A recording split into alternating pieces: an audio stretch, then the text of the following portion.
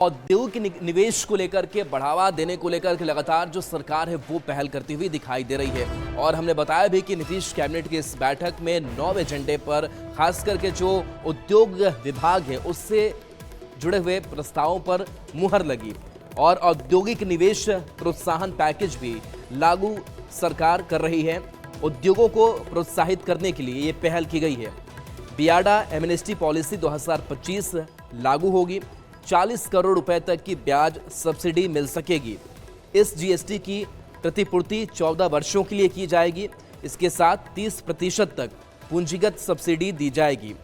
निर्यात प्रोत्साहन की सीमा 14 वर्ष की अवधि के लिए होगी। 40 लाख रुपए ये प्रति वर्ष रखी गई है। तो बड़ी खबर है उद्योग विभाग से जुड़ी हुई और बड़ी खबर कि कैसे जो निवेशक है वो आसानी से निवेश कर पाए, बिहार में उद्योग धंधा लग पाए, लोगों को रोजगार नौकरी मिल पाए। इसके लिए लगातार अपनी जो कोशिश है, कवायद है वो करती हुई दिखाई दे रही है कि एक जो फ्लेक्सिबल सपोर्ट है वो अब निवेशकों को मिल सके। तो इसकी अब पूरी कोशिश जो है वो सरकार करती हुई दिखाई दे रही है। तो देखिए 40 करोड़ रुपए तक की ब्याज सब्सिडी दी जाएगी। इसके साथ साथ नई इकाइयों को स्वीकृत परियोजना लागत का 300% तक शुद्ध इस जीएसटी की प्रतिपूर्ति 14 वर्षों के लिए दी जाएगी। 30% तक पूंजीगत सब्सिडी दी जाएगी। निर्यात प्रोत्साहन की सीमा 14 वर्ष की अवधि के लिए 40 लाख रुपए प्रति वर्ष होगी। आनंद हमारे साथ न्यूज 18 संवाददाता जुड़ गए हैं। आनंद, जिस तरीके से आज उद्योगों को लेकर के लगातार सरकार काम कर रही है और कैसे जो निवेशक है वो बिहार में अट्रैक्ट हो, उनको एक ज़मीन अच्छी मिले और वहां पर वो काम कर सके, रोजगार दे सके, इसको लेकर के और क्या क्या बड़ी जो कवायदे हैं इस सरकार की पहल में हुई है? देखिए राहुल, आपसे कुछ दिन पहले कैबिनेट की महत्वपूर्ण बैठक हुई और उस बैठक में उद्योग को लेकर बड़े फैसले किए गए और जाहिर सी बात है चुनावी साल में इसके पहले कुछ दिन पहले ही आपको याद होगा कि जब नीतीश कुमार ने घोषणा किया था कि बिहार में निवेश को बढ़ाने के लिए, औद्योगिक प्रोत्साहन, उद्योग को बढ़ावा देने के लिए, निवेशकों को लुभाने के लिए सरकार बड़े कदम उठाने की तैयारी करी और आज फाइनली उस पर कैबिनेट की मुहर लग गई है और जिसका नाम दिया गया बिहार औद्योगिक निवेश प्रोत्साहन पैकेज 2025।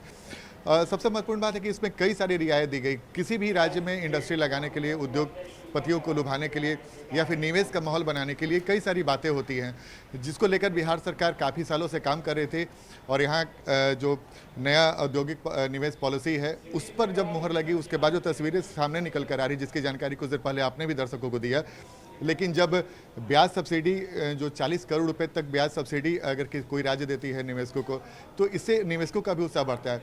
बिहार एक लैंडलॉक स्टेट माना जाता है, बिहार में बड़े पैमाने पर निवेशक नहीं आते हैं, बिहार में बहुत बड़ा उद्योग नहीं लग पाता है, लेकिन सरकार की कोशिश है कि इस नए पॉलिसी के बाद बिहार में निवेशकों का रुझान बढ़ेगा और बिहार में भी निवेशक के यहाँ पर पहुँचेंगे। सरकार ने इसके पहले कई सारे कदम उठा लिए हैं।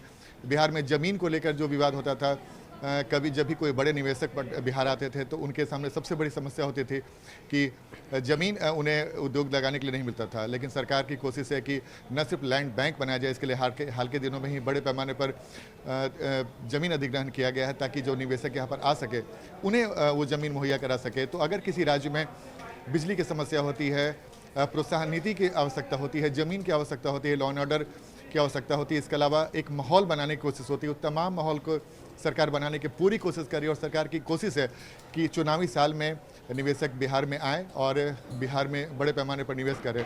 चुनावी साल है, देखना दिलचस्प होगा कि सरकार की इस नीति के बाद कितने निवेशक यहाँ पर पहुँचते हैं। चूँकि चुनावी साल में ऐसी परिस्थितियाँ कम होती है, लेकिन सरकार की कोशिश है कि निवेशकों को एक बड़ा मैसेज दिया जाए और आज कैबिनेट की बैठक में चलिए बिल्कुल निवेशकों को लुभाने की पूरी कोशिश है। और जिस चुनावी साल में इस बात का भी जिक्र किया गया कि 2025 से लेकर 30 तक हम करोड़ों युवाओं को नौकरी रोजगार देंगे और इस कदम की तरफ ये जो पॉलिसी लागू की गई है इसका कितना फायदा होगा?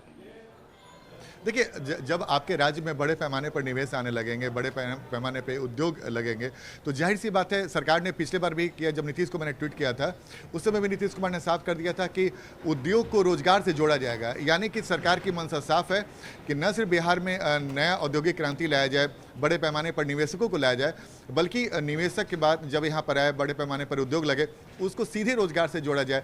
जाहिर तौर पर बिहार के जो युवा हैं बड़े पैमाने पर रोजगार के लिए पलायन कर जाते हैं। तो सरकार की पहली कोशिश है कि जब बिहार में जब वो माहौल बन जाएगा, बिहार में बड़े बड़े निवेशक आएंगे और बिहार में निवेश होगा, तो जब रोजगार का सृजन अपने आप होने लगेगा। चूंकि आपके राज्य में अगर औद्योगिक क्रांति आएगी तो उसका सबसे बड़ा फायदा बेरोजगारों को मिलता है, बड़े पैमाने पर रोजगार उपलब्ध होते हैं। तो सरकार ने नीतीश कुमार ने जो घोषणा किया है कि 1 करोड़ लोगों को हम नौकरी और रोजगार देंगे, उसके लिए जरूरी है कि बिहार में वैसा परिस्थिति लाया जाए, वैसा माहौल बनाया जाए कि बिहार में बड़े पैमाने पर उद्योग लगे और उसका सीधा फायदा यहाँ के बेरोजगार जो युवक युवतियाँ हैं उनको मिल सके। तो सरकार की कोशिश है कि न सिर्फ उद्योग को बढ़ावा दिया जाए बल्कि रोजगार भी बड़े पैमाने पर सृजन हो और बिहार जैसे राज्य में जो बड़े पैमाने पर पलायन करते हैं युवा, वो उन्हें रोका जाए और बिहार की जो परिस्थितियां हैं, बिहार में जो टैलेंट है उसे जाने से बाहर रोका जाए। और जाहिर तौर पे अगर बिहार में ही अगर उन्हें रोजगार मिलने लगता है युवक और युवतियों को, तो उसका बड़ा फायदा बिहार को ही मिलेगा।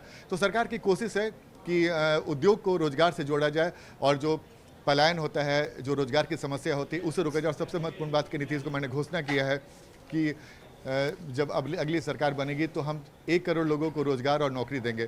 तो उस सपने को तभी पूरा किया जा सकता है जब बिहार में औद्योगिक माहौल बने, यहाँ पे निवेशक पहुँचे और इंडस्ट्री लगे। इसके लिए इस पहल को बेहद महत्वपूर्ण माना जा रहा है। भले ही चुनावी साल है, लेकिन अगर ये पहल कारगर होती है तो न सिर्फ बिहार की रंगत और सूरत बदलेगी, बल्कि कुछ दिन पहले आपको याद होगा कि CII ने एक भविष्यवाणी की थी कि 2030-31 तक बिहार का जो बजट है वो दूसरा लगभग डबल हो सकता है।